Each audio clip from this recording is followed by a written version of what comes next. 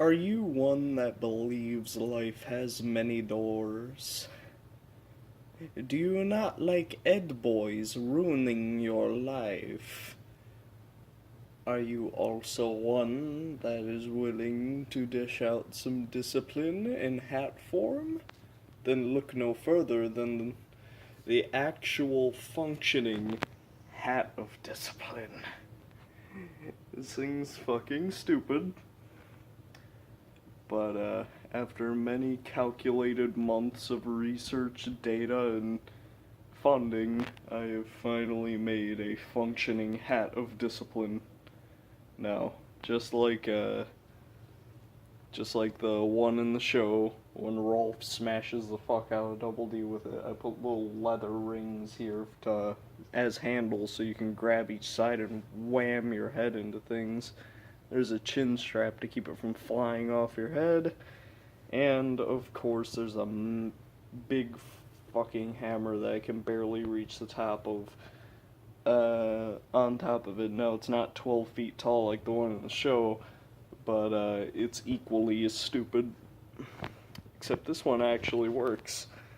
Let me take it off and do a bit of a demonstration of how everything is put together. I can't really switch the camera angle, so I'm gonna have to look at it. But I basically took one of these little mini sledges, cut a hole out from a hard hat, and then I took this, Then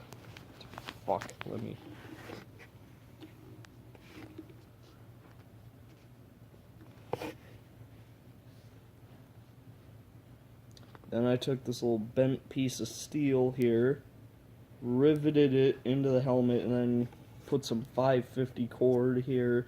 And yes, I did make it yellow and blue, just like Rolf in the show. One of the best anime characters of all time. And then I screwed it into the handle here. And then in the bottom here, where I've mounted all the padding, all that black stuff you see is other layered on padding that I couldn't cut off because, you know, the stuff is ancient, not mold or ripped off hair, I promise you. In here, I also, and you can't see it because there's a piece of foam here, so you don't give yourself a concussion or bust a hole through your skull when you're slamming your head into concrete with this thing.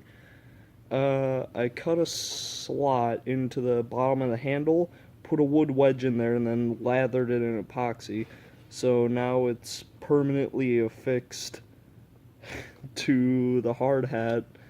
And I took the little original strap from the hard hat and left it in there.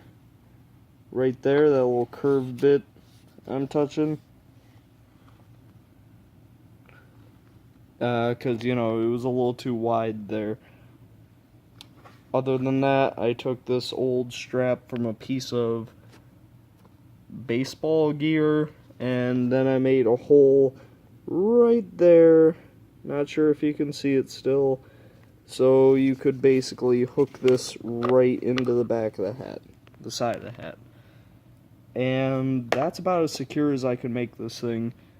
I don't know if there's going to be criticism in the comments of this legendary piece of equipment, but, you know, I dare you to come up with a better way to attach a fucking miniature sledgehammer to a hard hat. Because I don't think you can find a way.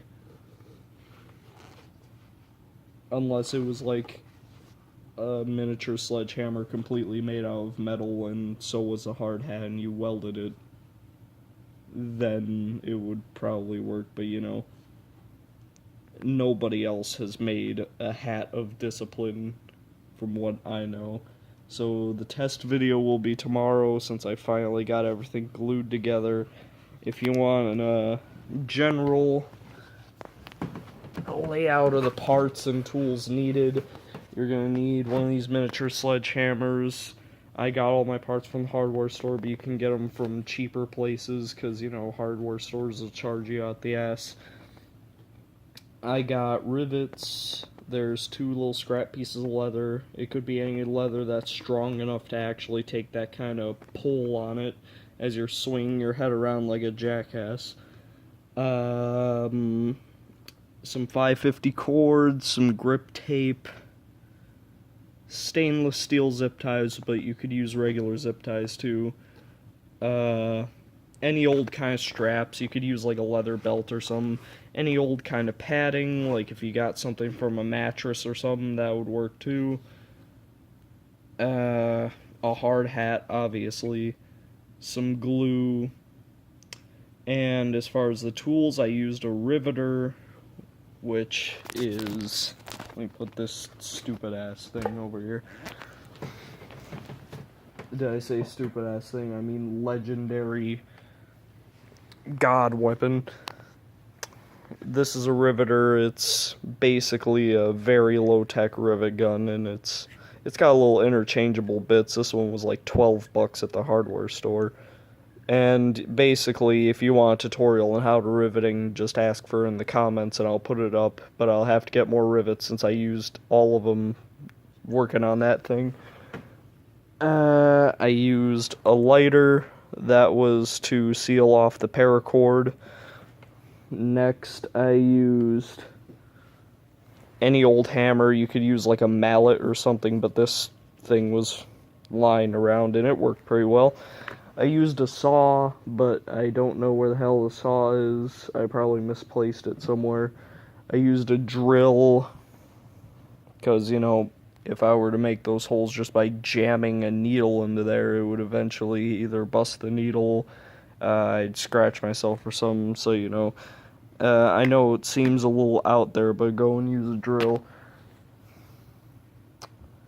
And other than that, I used like a little popsicle stick to mix the epoxy on a piece of cardboard so you don't get anything messy. That about sums it up. Oh, I also used 4 screws. I don't know if I mentioned that, but, you know, that was just to put in the handle, and you have to pre-drill holes for the screws. Do not, like, try and nail into it without pre-drilled holes or anything, because you will split the handle wide open if you do that. You just need to pre-drill holes for either nails and or screws, but I recommend short screws. Well, the test video is going to be tomorrow. It basically, the only way to sum it up is I'm going to strap on Rolf's ultimate hat of destruction and smash my head into cinder blocks. Or milk jugs or what have you, which that's also going to be a project.